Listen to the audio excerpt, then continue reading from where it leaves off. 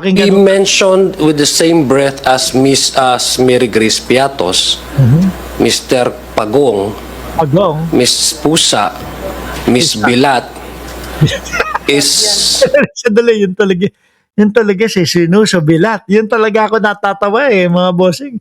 Dati, ang mga naririnig natin, Mary Grace Piatos, Kokoy Villamin, hanggang doon lang. Yung pala no, nung kapag ka tumagal na at madami nang nailalabas, kasama na pati yung Sinuso yung Bilat. Nagiging rated tuloy itong natin, channel natin, R18 nagiging ganun tuloy. Oh. no, but that's what the name reflected in the AR, di ba? Kaya nga sinasabi natin, Miss Bilat Pinaglaruan. Oh. is already a way, a travesty to the memories and to the legacy which these national heroes have imparted to benefit the Filipino nation. No?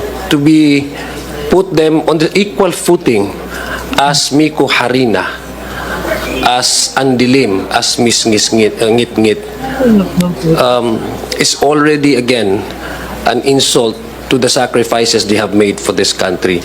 Kalabuyo, Kasinigang, Kaadobo, Marshal Bonifacio, Marshal Bonifacio, yun yung si di ba? Yun yung si Aquino. Oh, si dating Senador Ninoy Aquino. ilan po sa mga alias na binanggit ni Senator Judge Robin Padilla kanina. But how do you take these type of questions from a Senator Judge na yun nga po, parang ang dating dinidefend yung paggamit nga ng confidential funds, and even yung prosecution tinatanong din po niya direkta kanina, tapos pumunta pa dun sa point na yung kung may confidentials daw ba noon si Senator Ninoy Aquino, hindi siya na-assassinate. Ikaw, anong gusto mo na alias mo kung sakaling magkaka-alias ka? Ako kasi wala akong confidential. Ganun ba? Hindi, ano? Diyos ko.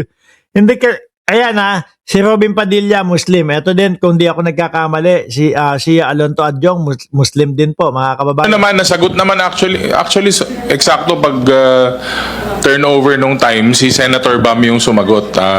Sinabi niya na yes, may alias po si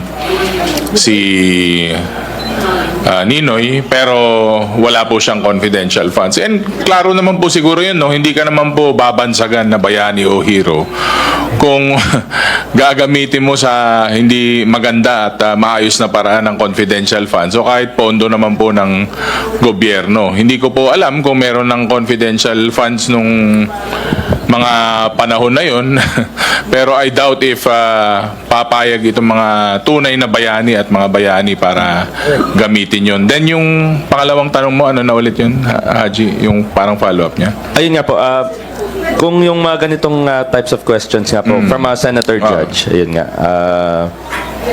anong niyo doon? Anong take niyo doon sa mga ganong klase ng... Sabi ni Luis, he is defending Sara Duterte as to protect the confidential funds. Hindi din mailulusot Nakita mo, umaalma yung attorney kanina. No, pinipilit ni Robin Padilla na wag magpaliwanag yung attorney. Ngayon mga kababayan, dumako at puntahan muna natin ito.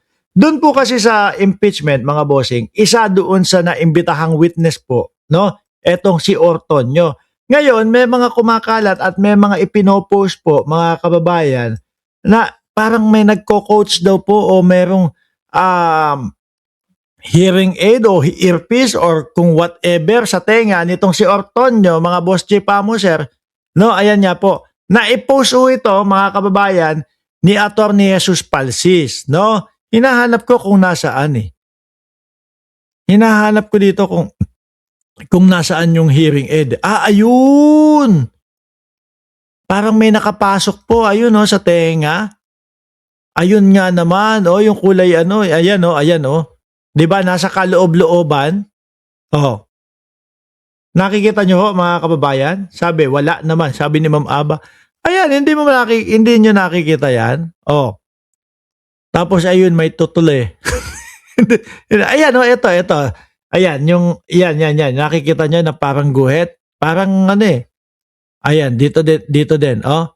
Sabi diyan, para daw merong earpiece na may nagko-quote. Sabi ni Alonly TV, may earpiece. Di ba? Ngayon, mga kababayan, ang sinasabi nila, ano ba yung nasa tenga ni Ortonio? Meron talaga. Ito, tingnan nyo. Parang may nakaipit na pag ganun na maliit. Nakikita nyo?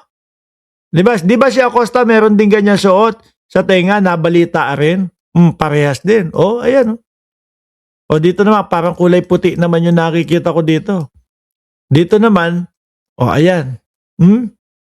Kita nyo? Ngayon, sabi nila, hindi daw kaya etong si Zulaika Lopez ang nagsasabi o ang bumubulong. Kasi nakita din mga kababayan, doon si Zulaika Lopez, umattend din Sabi ni Abing Sulit, yes, merong device. Nandun si Zulaika Lopez, mga kababayan, pero nakamas. Sabi ko, nakita ko yan, hinahabol No? Si Lopez, hinahabol ng mga reporter, tapos tumatakbo siya. Ngayon, sabi ko, bakit nakamas to? Kaisa-isa yatang nakamas. Ang aarte nyo naman. Wala nang COVID. Hindi na kinatatakutan ang COVID. No? Tapos sila meron pa. Sabi dito ng Philippine Star, Attorney Zulaika Lopez, present at impeachment trial office of the Vice President, Chief of Staff, Attorney Zulaika Lopez. Huwag nyo nga niya, baka umiyak yan. No, is spotted watching the proceeding as Assistant Secretary Staff Ortonio Lemuel Ortonio takes the witness stand during day 18 of the impeachment trial. Sinasabi nila, mga kababayan, na baka daw itong si Zulaika Lopez ang nagsasalita doon sa loob para ibulong o para lumabas doon sa nasa tenga o kung anumang device, mga boss chief amo sir, no? Kay Ortonio. Ibig sabihin may coaching. Ibig sabihin may nagtuturo pa. Ganoon, sabi ni Ma'am Aba, pupunta-punta dyan. Tapos pag nakulong, iiyak-iyak, aartikahan ka pa niyan. Sasabihin, masakit na po ang dibdib ko. Sasabihin, ang sasabihin pa niyan, mga kababayan, kumbaga, palapitin nyo nga yung mga reporter, no? Palapitin yung mga media, para kapag kalapit, mga bossing, saka bigla silang iiyak. Diba? Ganyan yung arte nila Ngayon, kayo na po ang humusga, mga kababayan, kung totoo nga na nagko-coach, di natin alam, no?